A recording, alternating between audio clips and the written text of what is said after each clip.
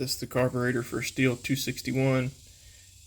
I'm just going to clean it up and do an inspection of the inside, see if there's anything causing a restriction or anything worn out. If there's stuff that's actually worn out, that needs to be addressed. And let's start the video. Gonna remove the O-ring because I'm about to spray this thing with brake parts cleaner.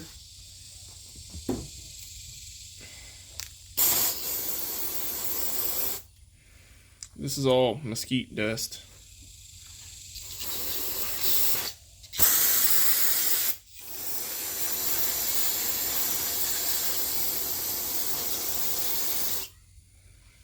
Now you can kind of see what's going on.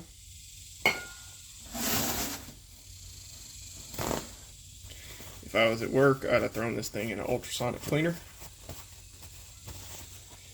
That's probably one of the best ways to clean small items, at least that I'm aware of. The dental industry's been using it for years. Small engine repair industry has kind of caught on to that.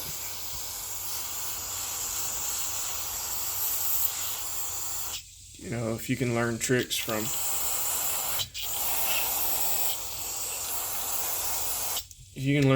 somewhere else and apply them to what you do, awesome.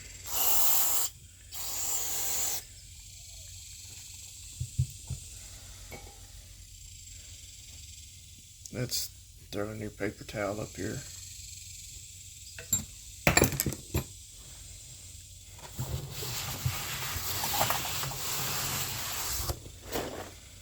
Yep, I need to replace my benchtop cardboard. It's getting pretty rough.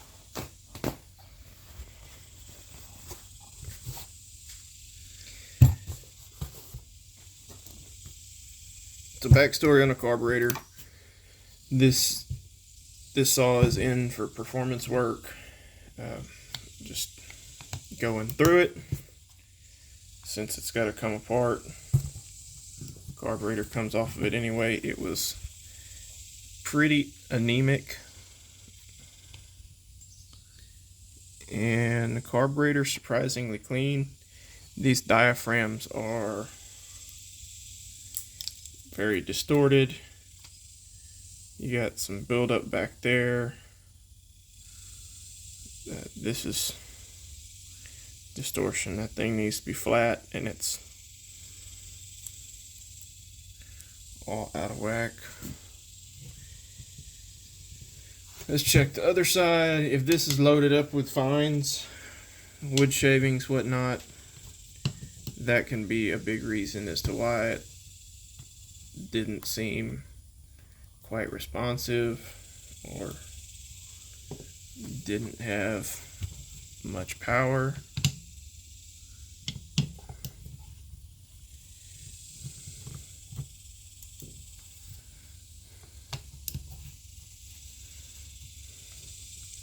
I think these kits you can probably get pretty cheap. Probably order one from a dealer tomorrow.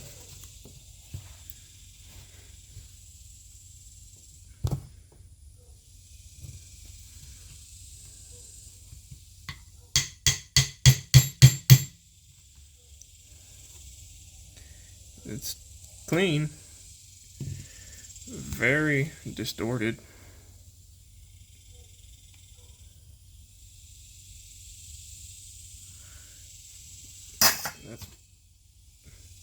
This saw really needed a very thorough tune-up.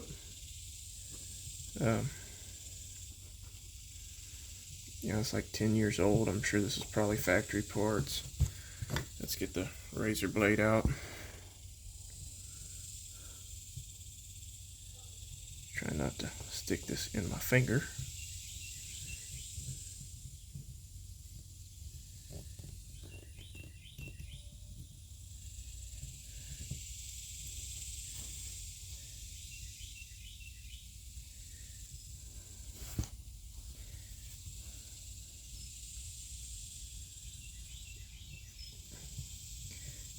but the carburetor's never been apart.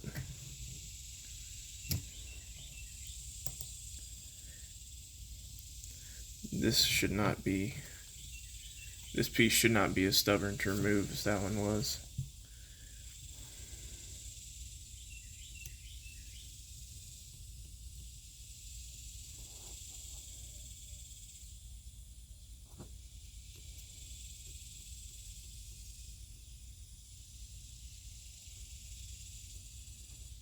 Everything's in order, but these pieces need to be replaced. That's a little known maintenance item.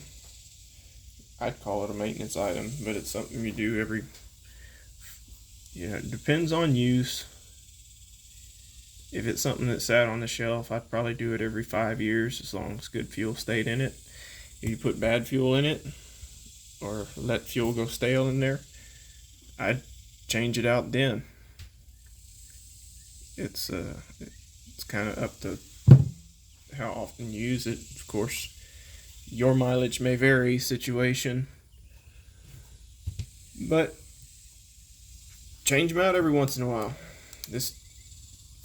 A fuel filter, air filter, spark plug, a carb kit.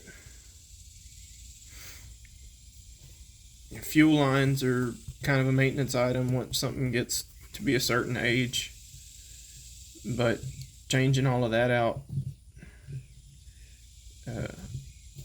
on something old can drastically change the way it runs. If it doesn't seem like it has as much power as it used to, those are all simple things to check. It doesn't take a genius to change a spark plug, fuel filter, air filter. That's the three everyone should know about. The only one that gets really often overlooked there is the fuel filter. Carb kit is probably next, and fuel lines after that. Of course, it's your mileage may vary. I've seen carb kits come apart that are this age that look perfect, and seen them a year old that are way worse than this because someone put fuel in it, ran it once, and then stuck it in the shed. So that's all I wanted to cover on this video. Hope y'all had a good 4th of July and have a good weekend coming up.